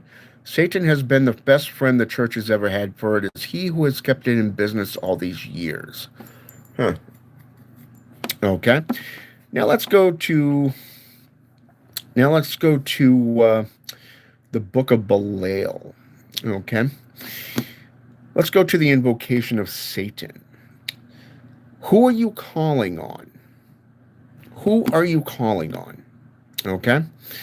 I call upon the King of the earth. Okay. Go into your Bible. Go into 2 Corinthians chapter, 4, verse 4. 2 Corinthians 4, 4. And you'll see the only name where the God of the earth is mentioned by name. Satan. Okay. So you're calling, through the Satanic Bible, through the invocation of Satan, you're calling on Satan, the God of the earth, the true king of this world. Okay. So you're going to say that you are Satan, you are Belial, you are Leviathan. You are Lucifer, even. So why the fuck are you calling on these beings? You know what I'm saying? So let's take it a step further. Let's go into the book of Leviathan. Okay, let's go into the Nochian keys. Now, who are you calling on for powers, for sacraments to be done? Oh, right, Satan. And what is that? What is that second to last line there? Be friendly unto me, for I am one and the same, or for we are one and the same, the true worshipers. Keywords. We are the true worshipers of the highest and infallible king of hell, Satan. Oh my fucking God. Okay? So you got all these atheists out there claiming to be these beings, right? So again, you sit there and say that Jesus is Lord, or that Satan is you, or that Satan is the king of this earth. Why is he the king of the earth? Where did this come from? I'll tell you where. Go back into the poetical texts. This is the only text that you will find where Beelzebub was removed from the throne and Satan was put on it. Took place back in the late 16th century, early 17th century. It's called the poetical texts. Okay? And then you can go back into works like the Zohar, the Jewish Haggadah. You can go into the Talmud, the Munich manuscripts. And then guess what? You see different spellings of Satan between Hebrew, Judaism, Islam, and Orthodox Christianity, long before Lucifer was even brought forth. Wow. And then you got the Greek and Roman definition of the morning star. You know, in ancient Greek, Phosphorus was the day star. Okay, that's Lucifer. Now, go into Roman, and Lucifer becomes Venus, a feminine archetype. Okay, now, why is he considered a falling star? In Isaiah 14:12, how thou hast fallen, Lucifer, son of the morning. Well, let's see. The first star that you see in the morning is Venus, which is a planet. And during the time of Aquarius, between January 15th to February 19th, which is the phase where Venus disappears and reappears, is normally a time associated with great, according to the scroll of Amrin out of the Dead Sea Scrolls, a time, and that of the Necronomicon by the Mad Arab himself, the time of great mischief, turmoil, and disaster. Wow. Interesting how that plays into effect, right? So then you get into the Grimoire systems, and you don't see Satan as a ruler of hell. No. You see the Triquithra, if you will, the unholy trinity of Lucifer, Beelzebub, and Astaroth running the underworld. Now, the only place you'll see Astaroth not there would be the Red Book, the Secrets of Solomon, put forth by Peterson, where he replaces Astaroth with Alistar, the executioner. Wow. Okay. So, and then you get into works like the Red Book of Appin, the Black Raven, and then you get into other angelic aspects, and then you get into things like say for an example, working with Moloch, Beelzebub, Astaroth, Nibiros, and the like. Interesting. Okay. Each grimoire is different and unique depending on the location and region it is being practiced in. So, you sitting there saying that Jesus is Lord just doesn't add up. Okay? God is an idol of wealth that Jacob's wives stole from their father Laban. Uh, More inconsistencies.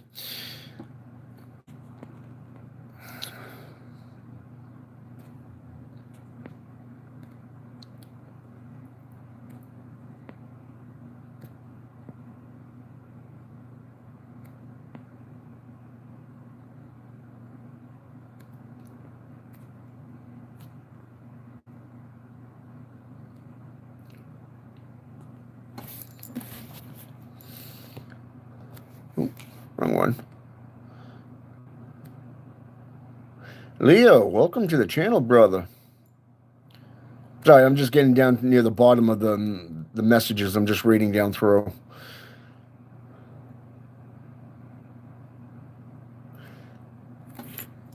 Again, it comes down to your religion and your philosophy, itchy fingers. Although if your fingers are itchy, I'd be asking why you're not cleaning them. Just saying.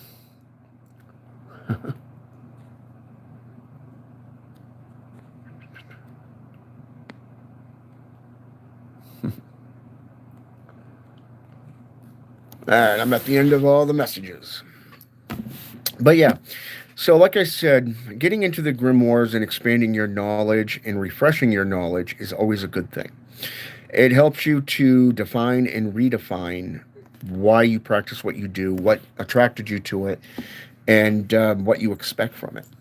And a lot of times when you go back over it, it doesn't just refresh your memory of the practices, some of which that you probably have forgotten over 30 years, but it helps you to balance yourself in not only to define, but to redefine the magic and the rituals. And seeing how it's been defined and redefined and repackaged over the centuries. So,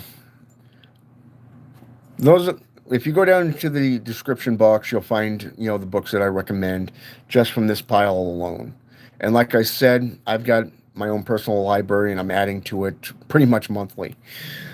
So, but yeah, this one here was actually my newest one. And once I get done, I'm currently reading Tentatio Diabolus, and the Warlocks Grimoire.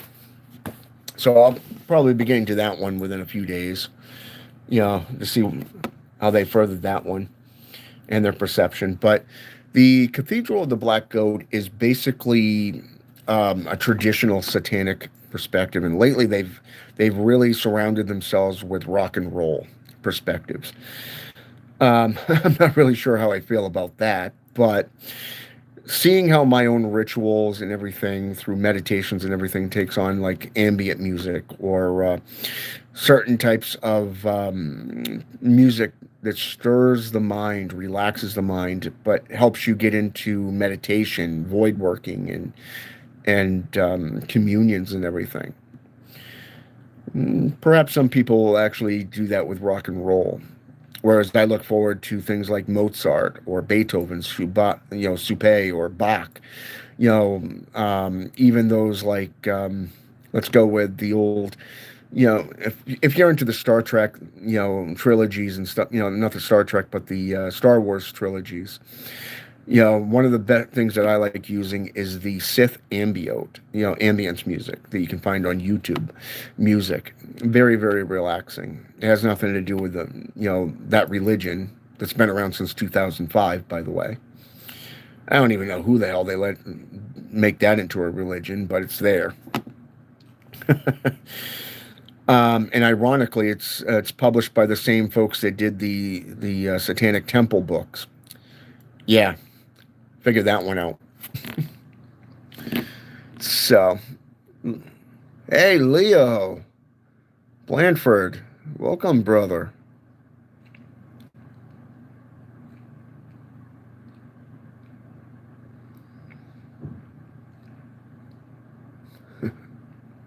Awesome, brother. Awesome.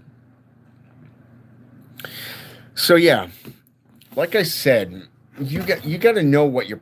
Ow, it still hurts. The wrist. Hand's doing a lot better, and it's only been a week and a half.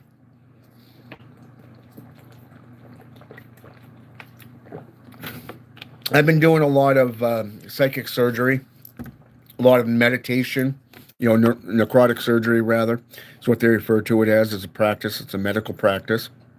But I've been doing this through meditation and projection, healing my hand a lot faster. Really loving it. So,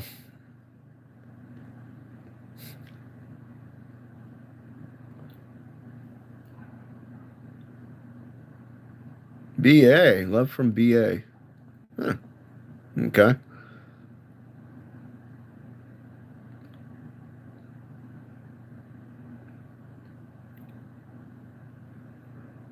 Yeah, I figured that's what you meant. Bangladesh.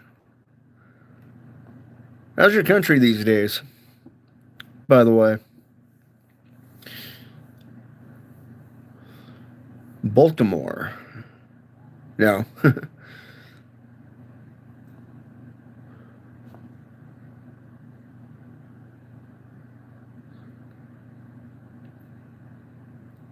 Yeah, I concur. Yeah, I remember when this first happened back on the 20th, I couldn't even move these four fingers. This my thumb was actually very stiff. My elbow and my wrist was I couldn't even move it because the way the animal took me down, it twisted my elbow, and it was almost like a sprain to the wrist. The physical wounds on the hand, however, they were pretty severe, but still.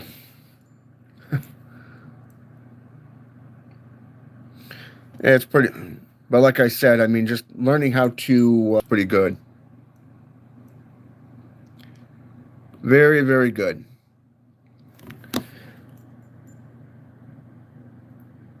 There's only one person I know that has truly rebuilt himself from the ground up. Only one person, and I am honored to know him. He's a great friend and brother, and I do view him as my elder in the truest sense. When he recommended looking at the practices and what can be done, I looked at you know necrotic surgery. I looked at blood augmentation. I looked at vessel transformation. I looked at a lot of different things, and I started getting into herbalism. I started doing the works, practicing it, and before I knew it, the old wounds were healed, and now I'm doing the same thing here. And like I said, it is coming along great, and I'm just waiting for the rest of it to heal. I mean, it's just the topping of the one on the back. If you've seen the photos underneath my YouTube channel, because I did put them on there, by the way, you'll see how bad it was. I mean, just the wounds themselves were deep, you know. And I went back 3 days later and found out that I had the same doctor, nonetheless, the same fucking doctor that patched me up to begin with, came in to look at the dressing. He had me do the irrigation of the wounds. And it's like, even my son's mother, who's a CRMA, she's basically an MA practitioner in the medical field, she said, wait a minute, they had you do it? Why the fuck did they didn't do it? It's like, I don't know. Maybe they were just being lazy that day. I don't know. but yeah, they had me irrigate it, which basically means that they had me rinse my hand underneath water and cleaning it out. And so he changed the bandages for me. And it was funny because he took one look at those wounds and he says, "What the hell? You've already got 3/4 of that wound is already healed. Like 3/4 of it. About halfway up the where the bottom of that wound was to the top is already covered over. It's already filling up with blood. And it's already healing. It's kind of got that crystallized look to it of thin skin over the top, which means the skin is growing back at a rapid pace. And then on top of that, you looked at it just the other day. You know, I changed the dressing and everything myself. I had a friend of mine come up so he could hold the gauze on both sides of my hand while I taped and wrapped. And it's about 75%, if not 85%, to the top now. It's like I want to say it's like 90% at the top now, which is awesome to see. This finger here is most of the way healed. It's going to have a nice little scar for a while. But this one here is already healing that fat that was hanging out of my hand from that tooth that slid in. It's all big and thick right now, which means it's getting ready to, it's just hanging down.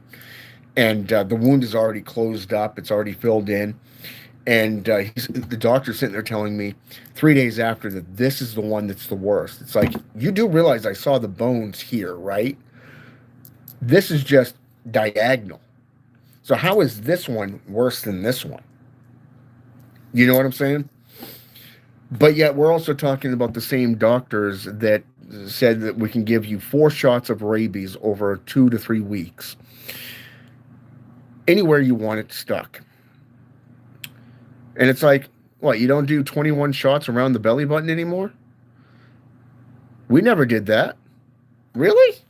You might want to look back at the late 80s, early 90s, bub, because that's when they did that.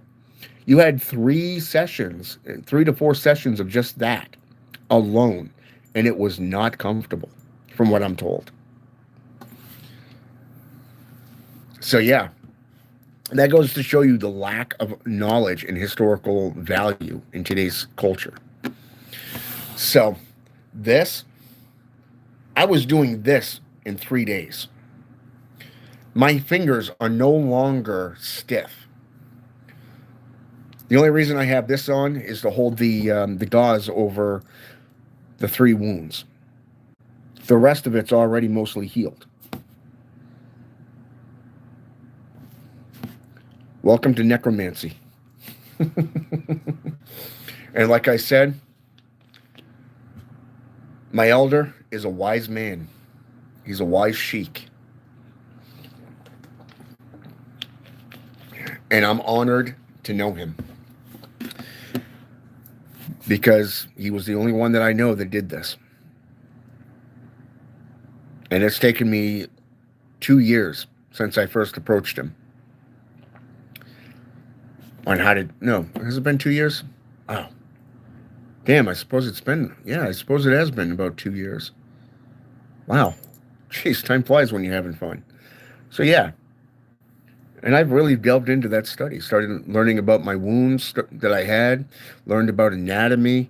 Got into remote viewing, projection, astral projection. Got into the necromantic oils. Got into various different practices. Like I said, hemomancy practices, blood augmentation. Got into vessel transformation. Transmortification, transfiguration, the whole works. And it was like, God damn. Man, I'm getting tingles just thinking about it. Love it. Do I think women are equal to men? Yeah. You consider it's only society's perspectives of the JCI that says that women are second-class citizens. You go back to proto Rome, just above Rome. I want to say it's to the northeast. aspect, you'll see a little village that was right there where women have to submit to men, especially in the marriage department. That basically furthered to societal norms as being, well, you're not strong enough to be a man, to work, to do men's work. That's arrogance. That's ignorance. Have you seen how many women do the same work that men do? I mean, hell, go back into the ancient cultures, like, say, for an example, let's go with the Saxons, the Anglo-Saxons, the Vikings. Women fought just as hard as men. I mean, if I ever get married, I want a woman that I can go to war with.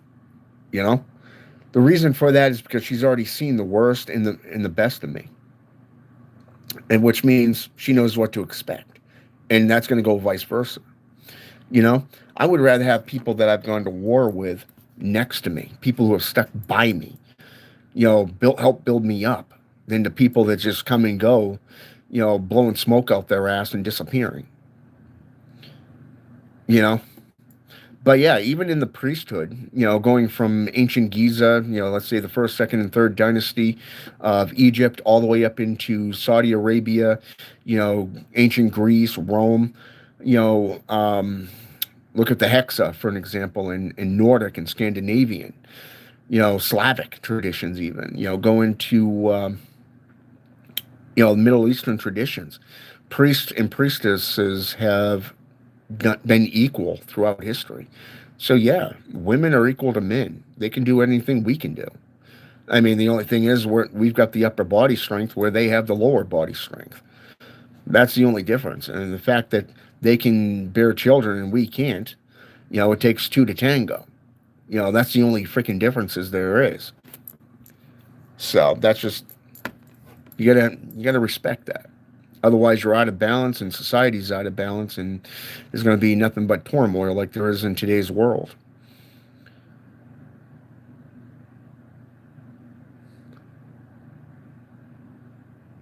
No, I don't.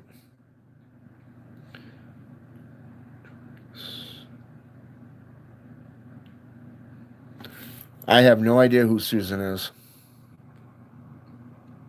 nor do I care to. Ancient Egypt is always a good thing. I mean, the magics there are impressive. I mean, look at what Osiris and Anubis did, when it came to resurrection of Osiris. Look at Isis, the mother of witches. She's the mother of witchcraft. The only reason she's associated with witchcraft and black magic is because of Anubis through necromantic rites. Look at Bastet, whose cats are the guardians of the underworld. Love it. You see both female deities and male deities. It's the same with men and women in the world. They're equals. You just got a hierarchy, and a king or a queen. Each one has their own duties. So, 2 hours and 3 minutes. Holy shit! I've been on here a while. But anyways, like I said, these are the latest works that I'm getting into, and the reason why I recommend them. They're unique. They're not a part of the more common system of satanic and demonolatry practices. They speak to the old grimoires, not in the full extent, but that comes down to you as the practitioner to experiment and to learn for yourself. The rest of those grimoires and works that I put out, like the ONA, is more physical based. It's about bettering yourself. Think about it this way. When you go to, let's say, for example, you go to the gym, okay? You're sitting there weightlifting, okay? Let's say, for example, you've been weightlifting for a year or two. You're building up those big muscles, looking like Schwarzenegger back in the 80s, during his Mr. Olympia time, And then all of a sudden we get into the modern practitioners. Let's say, for an example, you get somebody that's into calisthenics. They come in, they pull off these weird, these weird moves like handstands and, pull-ups that make the rest of us look like fucking chumps, fucking weaklings. but yet they come off looking huge and bulked up muscles, and then you get into something like, say, a religious-based martial science that deals with Shintoism and Buddhism, like the Shaolin monks. Their philosophy is amazing. You get into it and you're learning things like, okay, you got Tai Chi that builds muscle, it builds the joints up. You got Kwai Gong that basically helps you with flexibility and mobility. Taoism that helps you with breathing, your respiratory system, and you're working with meditation and practices such as that, things a lot further than that. It's called internal alchemy, if you will. And then you get into calisthenics, which really adds to this practice, and it's low key. You're using your own body weight. And all of a sudden, it's like, wait a minute. I haven't felt my shoulders in a while. When you have two shoulder injuries, you got metal in your hand, knee injuries, you've had partially torn ligaments, in your knees, you've had broken bones, broken joints that have affected you for so long, and you follow the medical personnel and, advice, going through physical therapies, doing all this fucking drugs and shit, these narcotics, and then all of a sudden you get into these practices, and like I said, just like rituals, you start doing these rituals, you start experimenting, and then all of a sudden it hits you, wait a minute, I couldn't do 10 push-ups 2 months ago, and now I'm doing over 50. I'm doing weighted squats. I'm doing 120 weighted squats a day. I'm doing 100 push-ups a day. I'm doing strengthening and core training exercises through calisthenics. I'm doing Tai Chi for 7 minutes a day. I'm doing Kwai Gong and Taoism for say 7 minutes a day. And I'm taking maybe a day or two here and there to let my body recuperate. You know what I'm saying? These are rituals that you're getting into that is alternative medicines, if you will. So even if you get into demonolatry, you get into the Grimoire systems, you're going to be learning from different beings, different demons that have certain capabilities, like, say, fortune telling, like telling the past, present, and future, to different layers of necromantic conjurations and spiritual practices, such as with Bifron, Murmur, and Seer. And then you get into how do you get into the most possession aspects, and you'd be getting into like folklore, or you'd be getting into let's say, for an example, vile magics, and you're going to be dealing with wrathful magics such as Asmodeus. Perhaps you're going to utilize an entity like the godfather of witches and warlocks, like Satan, and so forth. So you're going to need to get into this stuff and actually learn for yourself, study demonolatry, become a demonolator, become an evocator or an invocator. Do you want to be an invocator of spirits? Do you want to bring them into yourself, a willing possession? Do you want to manifest them spiritually in your altar room? Are you going to do an independent ritual, or are you going to do a ceremonial ritual? Either way, you need to know what spirit you're going to be calling on.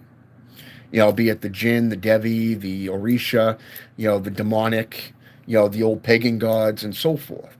Every ritual has a purpose and a meaning, but it comes down to you to get in there and actually do it. So,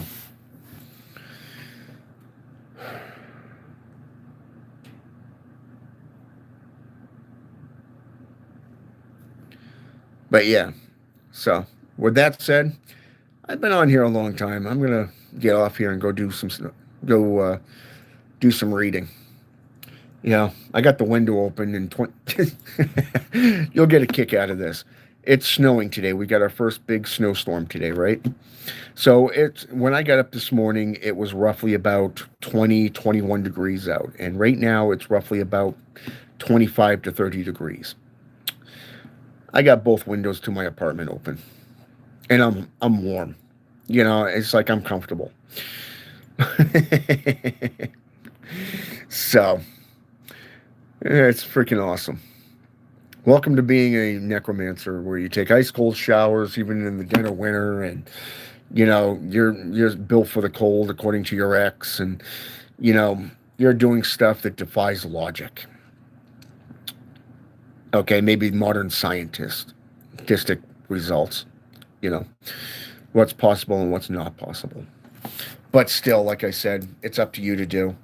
This is why I've always put down sources and references, and I've always told you whatever you practice or whatever you preach, back it up with numerous sources and everything, and then always make yourself available to the public, because you are responsible for the things that you do and say. All right. I want to thank everybody for jumping on here with me, um, being engaging with me. I enjoy it, and I definitely welcome it. Um, Feel free to hit that subscribe button and that notification button so you don't, miss the next time I'm on. So, all right. Have a good one. And until next time.